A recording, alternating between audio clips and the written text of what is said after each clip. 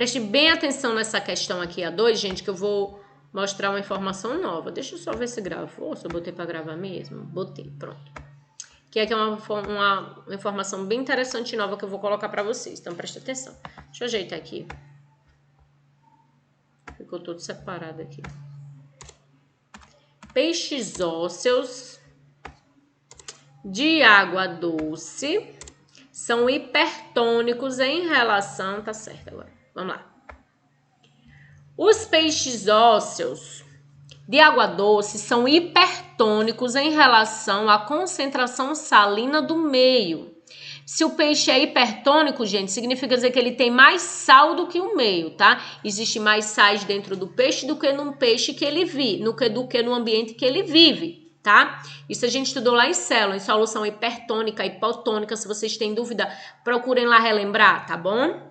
Uma solução hipertônica é porque tem muito sal. Uma solução hipotônica tem pouco sal. Isotônica tem a mesma concentração de sal, tá? Esse o conhecimento que é necessário para entender isso aqui também, tá? Então, os peixes que vivem na água doce, se a água é doce, ela é hipotônica, ela tem pouco sal, tá bom? Então, se a água tem pouco sal, então o peixe ele é hipertônico, ele vai ter mais sal do que a água. Isso é um problema, por quê?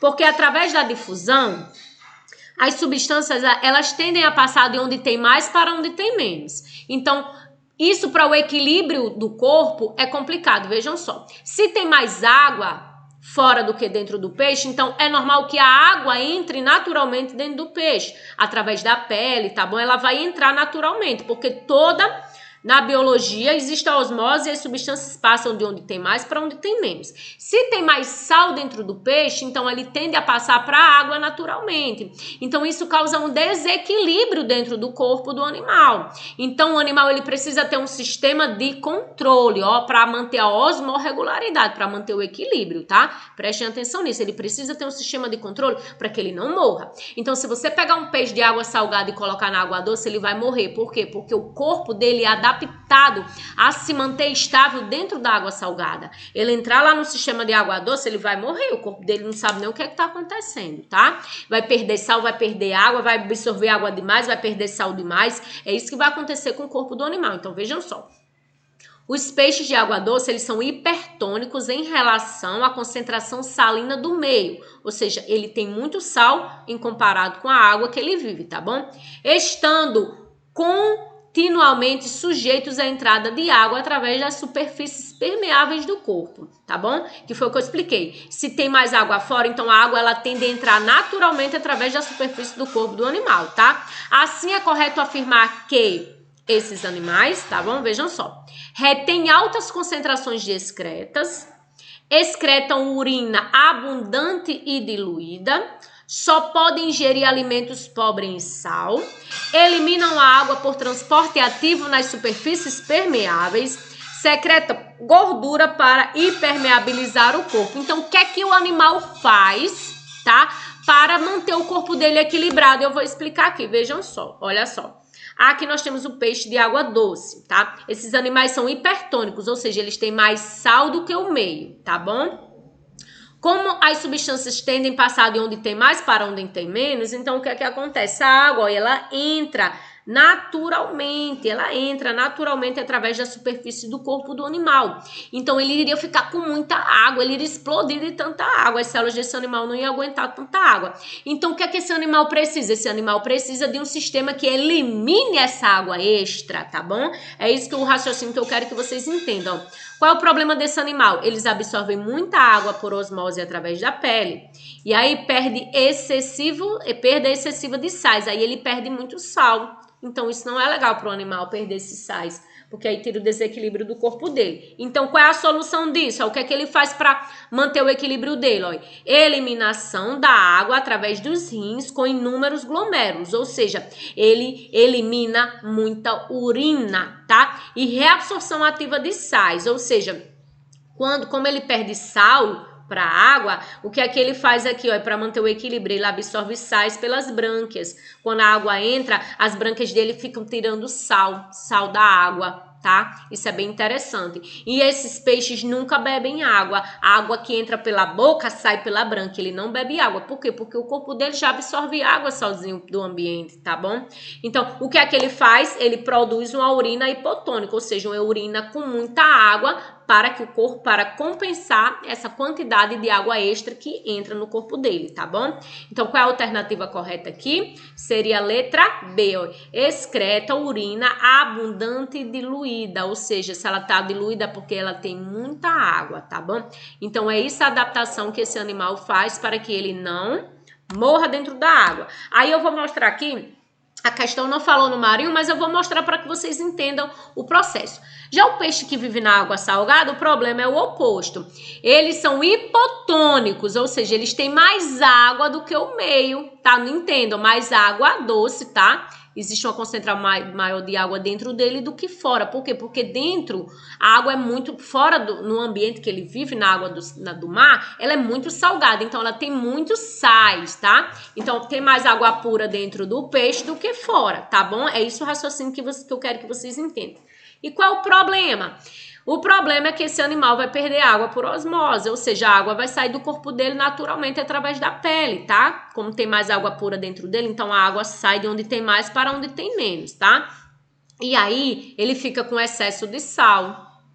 Diferente lá do de água doce que não tinha era sal, tá? Que perdia era sal. Então, ele fica com muito sal dentro dele e ele perde água por osmose. E qual é a solução? A solução é ingestão de água e diminuição do volume da urina, tá? Rins com poucos glomérulos, eles produzem uma urina isotônica, que é uma urina equilibrada, tá? Com a mesma quantidade de água e de sais, tá? Mas aí ele urina pouco, tá? Transporte ativo de sais pelas brânquias. Então, eles bebem água salgada, tá? Eles bebem a água e aí eles jogam o excesso de sal para fora através das brânquias. Lembrando que o de água doce, o que é que ele fazia? Ele não bebia a água e a água que saía, aí ele tirava o sal. Já o de água salgada, ele bebe a água, ele deixa a água entrar no corpo dele e aí a brânquia fica tirando o sal e jogando para fora. Olha que incrível, né? Isso é incrível demais. A gente parar para pensar, a gente tá comendo peixe ali, nem imagina o que o sistema de osmorregulação desse animal é capaz de fazer para esse animal se manter vivo, né? Toda vez que vocês for comer peixe, lembre disso agora. Então, só simplificando para vocês, o peixe de água salgada, ele bebe água, tá? Ele perde água naturalmente, porque ele é hipotônico em relação ao meio.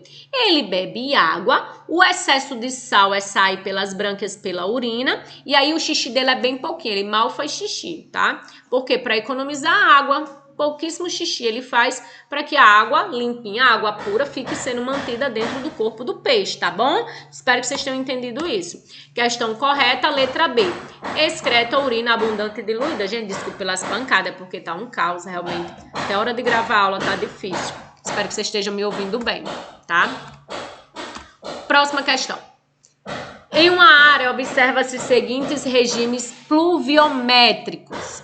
Nós temos aqui, ó, precipitação, que é a quantidade de água, tá? De chuva. E aqui nós temos os meses do ano. Então, os meses que mais chove e os meses que menos chove, tá? Nós temos aqui. E aqui nós temos falando sobre os anfíbios. Então, os anfíbios são seres que podem ocupar tanto ambientes aquáticos quanto terrestres. Entretanto, há espécies de anfíbios que passam todo o tempo na terra e então na água. Tá certo? Apesar disso, a maioria das espécies terrestres depende de água para se reproduzir e o faz quando existe em abundância. Os meses do ano em que nessa área esses anfíbios terrestres poderiam se reproduzir mais eficientes são, então aqui uma questão de Enem 2005 super tranquila. Só análise de gráfico. Quais os meses do ano que está mais propício para a reprodução do anfíbio? Lembrando que ele precisa da água para reproduzir. É só olhar. O que está chovendo mais aqui, ó, em novembro, dezembro, janeiro, fevereiro, os meses que mais choveu aqui, ó. Começou de setembro, tá vendo, ó? Então, qual foram os meses? Ó, setembro a dezembro. Setembro a dezembro, choveu, mas também choveu muito em janeiro, tá? Novembro a fevereiro, novembro, dezembro, janeiro, fevereiro. Tá correto, letra B. Novembro a fevereiro, ó.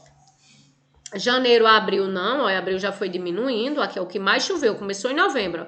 Novembro, aí dezembro, janeiro, fevereiro já começou a cair. Então, os meses que mais choveu foi de novembro a fevereiro, letra B, tá bom? Questão muito tranquila essa.